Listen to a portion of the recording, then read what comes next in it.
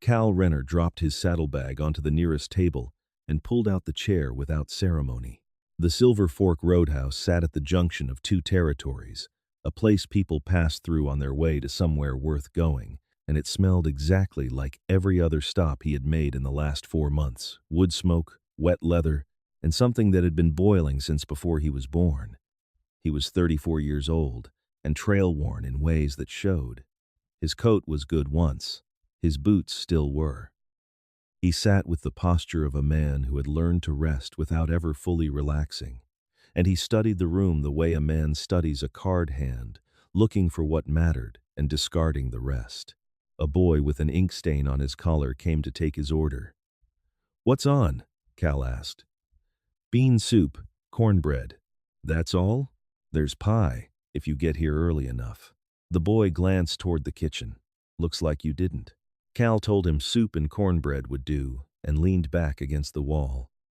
The roadhouse was full in the way that frontier way stations always were, a collection of men with nowhere particular to be before morning, filling the hours with noise and cards and bad whiskey. A group of freight haulers dominated one corner. 2 land speculators in city coats argued quietly near the window. A preacher sat alone reading, apparently unbothered by the racket around him. Cal had no interest in any of them. His eyes moved on their own, as they always did, cataloging the room in pieces: the loose hinge on the shutter, the crack in the far wall plastered over twice and splitting again, the floor, which had been good pine once and was now the color of long suffering. And then his gaze settled on something else. She came through the side door from the kitchen, carrying a tray of mugs that was, by any fair accounting, too heavy for one person. She was perhaps 22, 23, with dark copper hair pinned back in a practical knot and eyes the color of creek water in October, green-gray and clear, and paying attention to everything. She set the tray down, distributed the mugs with quick, certain hands, and turned back toward the kitchen without waiting for thanks, because none was offered. She was, without question, the most striking woman in the room, not in the way of parlor portraits or almanac illustrations. In the way of a well-made thing, useful and true and unmistakably alive. No one looked at her. Not the freight haulers, not the land speculators, not the preacher. The men she served looked at the mugs she brought, and nothing further. Cal watched her make 4 trips from the kitchen in the time it took the boy to bring his soup. She restocked the water pitcher at the end of the bar. She cleared a table that had been abandoned by men who had not thought to push in their chairs or stack their plates. She replaced a candle that had burned down to nothing in its holder, doing it all with a speed and quietness that made her seem less like a person and more like something the room ran on. The soup arrived. He ate. The cornbread came separately, in a small square of cloth to keep it warm. He broke off a piece without much expectation. He stopped chewing. He broke off another piece and held it up and looked at it, which was not a thing he had ever done with cornbread in his life. It was golden all the way through, with a crust that had some character to it, and a crumb so tender it nearly came apart in his fingers. But it was the taste that made him set down his spoon. There was depth to it, a faint sweetness from real cane sugar, a whisper of something warm he could not immediately name, and underneath it all, a richness that suggested cream, actual cream, not the watered-down version that passed for it at every other roadhouse between here and the Missouri line. This was not roadhouse food. This was someone's Sunday best, baked on a Tuesday for a room full of men who would not notice. He ate the rest of it slowly, then looked up. The boy was passing by. Cal caught his eye. "The cornbread," Cal said. The boy stopped, tensed slightly. "Something wrong with it? Who made it?" The boy blinked. "Miss Wren. She does all the baking." "Miss Wren," Cal repeated. His eyes found her across the room, where she had just set a fresh log on the fire. "She work here?" "Since last spring." The boy seemed puzzled by the line of questioning. "She's just the kitchen girl." Cal said nothing more, and the boy moved on. Just the kitchen girl. He looked at the remaining piece of cornbread and thought about what it had taken to make it the sourcing of real cream in a territory where cattle were still sparse, the patience of a proper crust, the restraint of knowing exactly how much sugar was enough and no more. It was the work of someone who knew what they were doing and cared about doing it correctly, even when the people eating would never know the difference. That was not the work of a girl who was just anything. He found himself watching her again. Her name, he learned from the boy over the course of the next hour, was Wren Calloway. She had come to Hatchett's Crossing the previous April, alone, after her family's farm in eastern Kansas had been taken by the bank, following a bad season and a worse loan. She had no people left in the territory. She had applied to Mr. Doss, the roadhouse owner, because he had a sign in the window and she had needed work before the last of her money ran out. Mr. Doss had a sign in the window because no one wanted the position. The hours were long and the pay was poor, and the men who passed through were frequently the kind who mistook politeness for an invitation. Wren had taken the job anyway. That had been 8 months ago. She was still here, which meant she was either out of options or uncommonly stubborn or both. Cal ate his cornbread down to the last crumb, drank his coffee, and left a coin on the table that was more than the meal had cost. He did not think particularly hard about why he walked back to Mr. Doss at the bar and asked about a room for the week. Doss looked him over. "You got business in Hatchett's Crossing?" "Thinking about it," Cal said, which was true in the loosest sense. He had a room by nightfall. He had not planned to stay more than a night. He told himself that as he rode out to look at the Ridge property one of the land speculators had mentioned, the kind of self-contained land that a man with particular intentions could do something with. He told himself it again when he found himself back at the Silver Fork for supper, taking the same table, ordering whatever was on. The whatever was on that second evening was a beef and onion pie, with a crust so perfectly layered it made 2 of the freight haulers stop talking mid-argument. One of them waved the boy over. "Who in the hell made this?" "Miss Wren," the boy said again, with the patience of someone who had answered the question before. "Well, tell her it's fine work," the man said, and went back to his argument. Cal watched Wren emerge briefly from the kitchen to check the dining room, a habit she had, a quick professional survey to see what was needed. He watched her overhear the freight hauler's half-compliment to the boy, which she could not have missed, and he watched her face the way she took it in, processed it, and filed it somewhere that did not visibly affect her expression. She was practiced at receiving nothing. A stray word of praise was nearly as foreign to her as a direct address. He wanted to say something to her that evening. He found, however, that he was no more equipped for the task than he had been the night before. He had spent 15 years as a surveyor, and before that as a ranch hand, and before that as a boy who spoke mostly to horses, and none of it had prepared him to address a woman who moved like she was afraid of taking up too much space. He went back to his room and thought about the Ridge property until he fell asleep. By the end of the first week, he had developed what Doss, with the cheerful absence of tact common to roadhouse owners, called a habit. "You're in that same chair every night," Doss observed one morning, handing Cal his key. "A man doesn't do that for the bean soup." Cal took his key and said nothing. What he was doing, though he would not have named it so directly, was learning her. He learned that she was in the kitchen by 4 in the morning, because he was an early riser and he had seen the lamplight under the kitchen door before the sun was fully up. He learned that she took her meals, standing, usually at the kitchen work table, eating whatever was left after the room had been fed. He learned that she walked home to a rented room above the dry goods store 3 streets over at whatever hour the last customer left, regardless of whether that was 9 in the evening or past midnight, and that she walked it alone. That last detail bothered him more than he could reasonably justify. He tried to speak to her directly, and managed, after several evenings of failed attempts, to produce the following: "Good evening," to which she responded, with a slight downward turn of her gaze, "Sir," and then she was gone. He tried again 3 days later with, "That pie was something," to which she said, neutrally, "Thank you," and moved on. He was aware that he was not distinguished himself in the area of communication. He was better, had always been better, at doing, at fixing things and making things and attending to the kind of practical detail that most people walked past without registering. So he started there. He had noticed, the first week, that the back step of the roadhouse, the one Wren used a dozen times a day coming and going from the kitchen, had a board that had sprung loose from its nail, leaving a half-inch gap that caught a boot heel at exactly the wrong angle. He had watched her step over it automatically, the adjustment built into her muscle memory, the way a person learns to duck under a low beam. She had been stepping over it so long she no longer thought about it. He bought a handful of nails from the hardware man and fixed it on a Thursday morning before anyone was awake. He did not make a point of it. He simply did it and went about his day. He saw her discover it that afternoon. She came out the back, set her foot on the step, and stopped. She looked down. She ran her boot over the repaired board once, carefully, as if checking whether it would hold.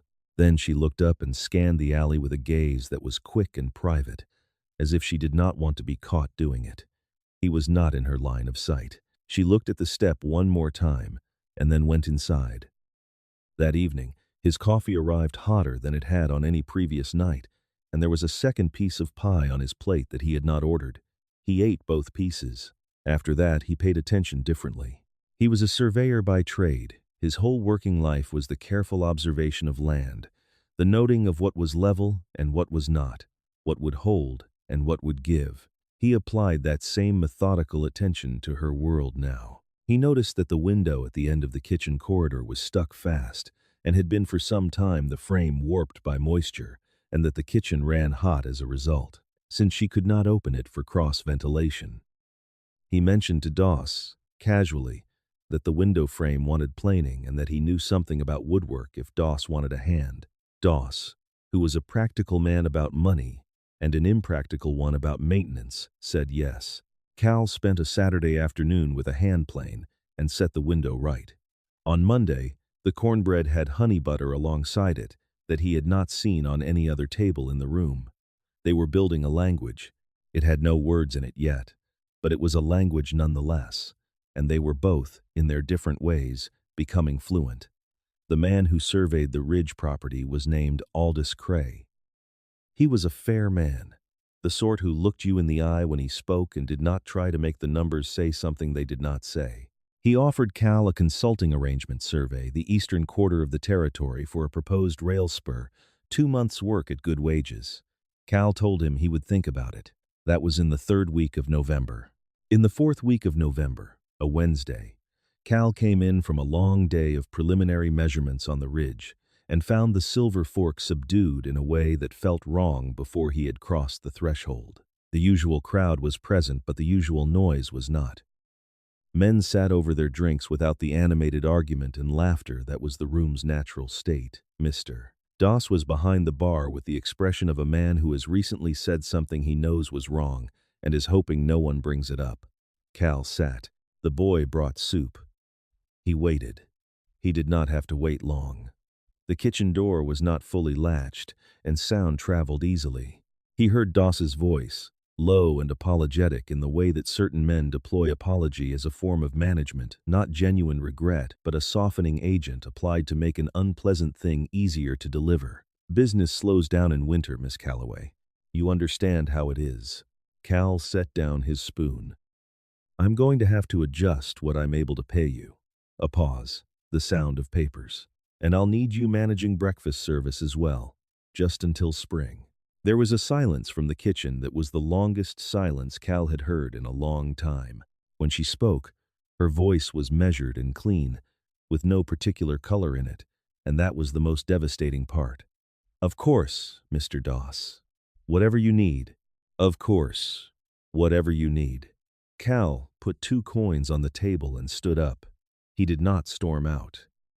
He walked out, which was worse in its way, because it meant he had to feel everything he was feeling for the full length of the roadhouse and the whole cold walk back to his room, where he sat on the edge of his bunk and stared at the floorboards and thought about a woman who had been saying whatever you need to rooms full of people who took her at her word without ever once asking what she needed in return. She was 22 years old. She was the finest cook between Denver and the Platte River. She was baking honey butter cornbread for men who could not pick her out of a crowd, rising at 4 in the morning to make bread for strangers, walking home alone after midnight in a territory that was not always kind, and she had just agreed, with perfect composure, to do more of it for less money because she had nowhere else to go. Cal did not sleep. He lay in the dark and thought about Aldous Cray's survey contract, and about the Ridge property, and about a particular piece of information he had come across 2 weeks prior and set aside, telling himself it was none of his concern. The survey camp on the eastern quarter needed a cook. The previous one had left in October family trouble back in Ohio, and Cray had been feeding his crew on tinned goods and poor judgment ever since. There was a camp cook's cabin, small but well-built, with its own stove and its own door, and a pantry that was waiting to be filled. The wage was generous, because Cray was a fair man who understood that a well-fed survey crew worked better than a hungry one. The position came with no Mr. Doss and no late-night walks, home alone, and no one to tell her that her work was worth less in winter. Cal had known about this opening for 2 weeks. He had told himself it was none of his business. He had been wrong.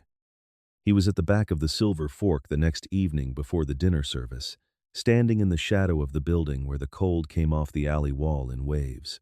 He had never been less comfortable in his body than at that particular moment, and he had once spent 48 hours sheltering in a collapsed mine shaft waiting for rescue. That had been easier. He heard the back door, and then she was there, carrying the ash bucket, her breath making small clouds in the winter air. She did not see him immediately. When she did, she stopped so suddenly that some of the ash shifted in the bucket. "Miss Calloway," he said. She looked at him the way a person looks at something that has appeared where they did not expect it, not afraid, but recalibrating. "Mr. Renner." Her voice was even. She was always even. "I owe you an apology," he said, "for not speaking plainly sooner." Something changed slightly in her expression. She waited. He had spent the previous night rehearsing several versions of this conversation.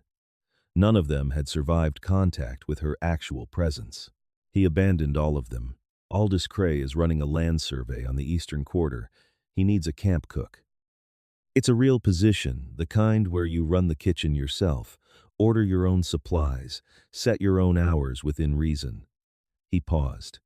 "The pay is better than what Doss is offering you now. Considerably better." She set the ash bucket down. She was looking at him with that clear, creek-water gaze, and he could not tell what was behind it, and that was all right. He was not done yet. "There's a cabin," he continued. "It goes with the position. It's a good stove. I looked at it last week. Cast iron, set proper. The pantry has south-facing shelves, so it stays above freezing even in January." He heard himself describing shelf orientation and recognized that he was a man who expressed care through structural detail, which was either a strength or a limitation, and tonight he was going to call it a strength. It would be yours, your kitchen, your hours, your name on the commissary ledger. He stopped himself before he could start describing the window dimensions. She was quiet for a long moment. Behind her, the kitchen light made a warm rectangle in the dark. "Why?" she asked. It was a fair question. He had one answer ready and several that were true. He gave her the ones that were true. "Because you are the best cook in this territory, and probably several adjacent ones," he said. "And because you deserve a kitchen that is actually yours. And because I have watched you step over that loose board on the back step every day for 2 weeks until I could not stand it anymore." He let that sit for a moment. "I fixed the board," he added, in case she had not connected that to him. Something shifted behind her eyes. Not melting, she was not the melting kind. Something more like recognition. A door opening, very slightly, on a room she had not been sure existed. She looked down at the ash bucket, then back at him. "I have a recipe box," she said. He waited. "It was my grandmother's." Her voice was the same even, careful, but something, underneath it, was not. "She wrote every recipe in her own hand. It's the only thing I have left from before." Her jaw was steady. "It comes with me, if I come." He understood exactly what she was saying and what she was not saying. She was not asking for permission. She was telling him the condition. The recipe box was her terms, her history, her proof that she had existed before this roadhouse and would continue to exist beyond it. "The pantry shelf," he said, "has room for it." She looked at him for a long, still moment. The alley was very quiet. Somewhere down the street, a horse shifted in its stall. "When would the position start?" she asked. The relief that moved through him was so complete and so sudden that he had to concentrate on keeping his expression sensible. "Soon as you're ready," he said. "Cray's crew has been eating tinned beans for 6 weeks. Another day won't break them, but they'll be grateful to you for the rest of the survey." She almost smiled. It was not quite a smile, but it was the near vicinity of one, which was more than he had seen from her in a month of watching, and it was directed at him. "I'll need to give Mr. Doss notice," she said. "Of course. 3 days should be enough. I'll tell Cray." She picked up the ash bucket. She was going back inside. Then she paused, her hand on the door. "The cornbread," she said, "with the honey butter." "Yes? I made that for a reason." She said it without looking at him, which was somehow more direct than looking at him. "In case you thought it was accidental."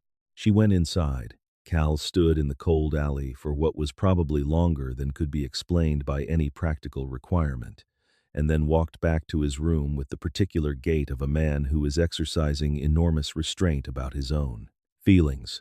She arrived at the survey camp on a Saturday morning with one trunk, a wool coat the color of winter sage, and the recipe box tucked under her arm like the important thing it was.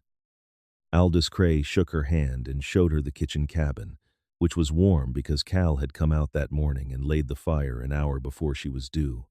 She did not comment on this. She noted it, the way she noted everything, and she went to work. By noon on the first day, the survey crew, 7 men who had been surviving on grim self-sufficiency and lowered expectations, were standing in the kitchen doorway with the expressions of people who had forgotten what it felt like to be looked after. The foreman, an older man named Gibbs, tasted the noon biscuits and set one down and looked at it and said, "Miss Calloway, if you were 50 years younger, I would court you proper." He was 71 years old and meant it as the highest compliment available to him. Wren gave him what was, unmistakably, an actual smile. "Mr. Gibbs," she said, "I'll take that as a professional endorsement." She changed. It was not immediate. It was not dramatic. It was the way light changes when a cloud moves gradual, and then all at once you notice the difference. The careful distance she had maintained at the roadhouse, that practiced invisibility, began slowly to dissolve. She sat down at the crew table for meals. She argued pleasantly with Gibbs about the correct way to season a Dutch oven. She went for walks in the late afternoon when the light on the survey country was at its best, and she began to carry a small notebook in which she wrote things Cal only glimpsed in passing observations, descriptions, the particular color of the November sky over ridge country. She was, it turned out, a woman who noticed things. She had simply spent years in a place that did not reward noticing, and so she had kept it private. Cal had been keeping his feelings private for considerably longer, and they were becoming difficult to contain. Their evenings settled into a pattern without either of them formally establishing one. He would come by the kitchen cabin to discuss the following day's supply requirements, a practical necessity, and stay for an hour or two beyond the necessity. She made coffee that was, frankly, almost as good as the cornbread. They talked, not at first, and not easily, but with growing honesty about the things that mattered, the land, and what it meant to want a piece of it that was yours. The particular texture of solitude, the difference between being alone because you chose it and being alone because you had not been chosen. "Your grandmother's recipes," he said one evening, nodding toward the box on the shelf where he had told her it would fit. "Do you cook everything in it?" "Not everything," she said. "Some of them are hers. I keep those as they are." She was quiet for a moment. "The cornbread is mine. The one with the honey butter." "Yes. You developed that yourself. Over about 2 years." She looked at the box. "She taught me the base. The rest is mine." He thought about that, the 2 years of iteration, the careful adjustments, the 100 batches that had not been quite right before the one that was. All of it done in service of strangers who would not know they were eating something that had cost her 2 years to perfect. "You should teach it," he said. She looked at him. To whom? Anyone who wanted to learn. He turned his coffee mug in his hands. There are women in this territory who would walk a fair distance to learn to bake like that. She did not dismiss the idea. She looked at it, the way she looked at everything carefully, from several angles. I hadn't thought of it like that, she said. I know, he said. That's why I'm saying it. It was not the most romantic thing a man had ever said to a woman. He was aware of that. But it was the truest thing he knew how to offer. You have more to give than you have been allowed to give, and I can see it even when you can't, and I intend to keep saying so until you believe me. The survey ran through April. The Ridge property was, as Cal had suspected from the first week, exactly the kind of land a man could build something real on good water, from a reliable creek, a natural windbreak from the north, southern exposure on the slope where a kitchen garden would have no argument with the sun. He bought it in March.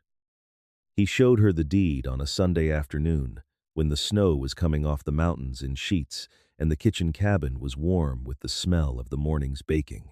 He spread the survey map on the table, his own work, his own hand on every line, and showed her where the creek ran and where the slope faced, and where, if a man were building a house with a particular kitchen in mind, he would situate it for the best light. You've been planning this for a while, she said. Since November, he admitted. Since before you offered me the position. The position was, yes. She looked at the map for a long time. Then she looked at him. Her eyes were the same clear creek water color they had been the first evening in the roadhouse, but they were not guarded in the same way. Whatever wall had been there had not come down. She was not the kind of person whose walls came down entirely, but there was a door in it now, and it was open. Wren, he said, because he was done being slow about it, I would like to ask you something, and I would like you to know that whatever you answer, your position here is yours for as long as you want it. This is not a condition. She waited. I would like to know if you might be willing, eventually, when it seems right to you, to consider building something on that land with me. He looked at the map. The house I have in mind wants a real kitchen, and I have found, in the last several months, that a kitchen matters more to me than I previously understood. She was quiet long enough that he became aware of the sound of the wind outside. Then she reached across the table and put her finger on the map, precisely on the southern slope he had marked. The kitchen garden, she said, would need to be here. I know, he said. That's why I marked it. She lifted her eyes to his, and what was in them was so clear and so certain and so entirely her that he had to look away for a moment to collect himself. Yes, she said. When it seems right, which is soon. They were married in June, on a Saturday, under the sky that covered the Ridge property that was by then theirs together. Gibbs stood with Cal and told him in a loud whisper that he was the luckiest surveyor in the history of the profession. Aldous Cray brought a bottle of good whiskey and the sincere good wishes of a man who was pleased when things worked out correctly. The circuit preacher kept it brief, which was the right call. Wren wore a dress the color of creek water and summer green gray, but warmer, and she carried the recipe box, because she had decided it ought to be there, and because it was hers, and because she was no longer in the habit of leaving her most important things behind. 4 years later, the kitchen garden was exactly where she had put her finger on the map. The house behind it was solid and well lit and smelled, most mornings, like something worth waking up for. She had started teaching the previous April. Twice a week, women came out from Hatchett's Crossing and from the smaller settlements along the survey road, young women and older ones, farm wives and merchants' daughters, and Wren set them to work at the long kitchen table, and she taught them what her grandmother had taught her, and what she had figured out herself over 2 long years of iteration. She charged a fair price and turned no one away who could not pay it. The recipe box sat on its shelf beside the stove, within reach, as it always was. On a Thursday evening in October, when the light on the mountains was that particular gold that only comes in the fall, Cal came in from the south field and sat down at the kitchen table and waited, the way he had learned to wait comfortably, without urgency, because she was worth whatever patience it took. She brought 2 mugs of coffee and a plate. On the plate were 4 squares of cornbread. He broke one open. The steam rose from it, carrying that familiar warmth, that faint sweetness, that depth he had never found anywhere else in 4 years of looking, because it did not exist anywhere else. It was hers. It would always be hers. He took a bite and looked at her across the table. "Still," he said. She raised an eyebrow. "Still the finest thing," he said, "I have ever eaten." She looked at him with the full, unguarded warmth of a woman who had learned, slowly and without much help, that being seen was not the danger she had spent years believing it was. She reached over and straightened the collar of his work shirt with a quick, sure hand. "The Henderson's daughter starts her lessons Monday," she said. "She's 15 and she already knows more about dough than most grown women. I'm going to teach her the sourdough method by Christmas. She'll be better than you in 5 years," Cal said. "Good," Wren said, without hesitation. "That's the point." He took her hand across the table, her flour-dusted fingers lacing through his rough ones in the easy way of two people who have stopped keeping track of how many times they have done this. Outside, the last light left the mountains. The kitchen was warm. The recipe box was on its shelf. There is a particular kind of love that does not announce itself. It does not arrive on horseback with grand gestures and a speech. It comes through a back door, early in the morning, and it shows itself in a repaired step and a fixed window frame, and the careful way a man describes shelf orientation, when what he means is, "I have been paying attention to your life, and I intend to keep doing so, and I would like, if you will allow it, to make some of it easier." It is found in a recipe box carried under one arm through a new door, and in a name written on a commissary ledger, and in a kitchen garden placed on a slope where the sun will find it every morning without fail. It is what happens when someone who has learned not to take up space is finally, quietly, unmistakably told not with words, but with 10,000 small true acts that all the space she wants is hers. Sometimes the most important thing you can do for someone is simply notice them, not their usefulness, not what they can offer, but them. Cal didn't rescue Wren with speeches or promises. He fixed a broken step. He planed a stubborn window frame. He described shelf orientation when he meant devotion. The quiet truth is this: whoever in your life has been showing up without being seen, they are worth a second look, and that second look might be everything. A small note for you: this story was created and fictionalized by AI, crafted to bring you a moment of warmth and entertainment, while leaving behind something true enough to carry with you.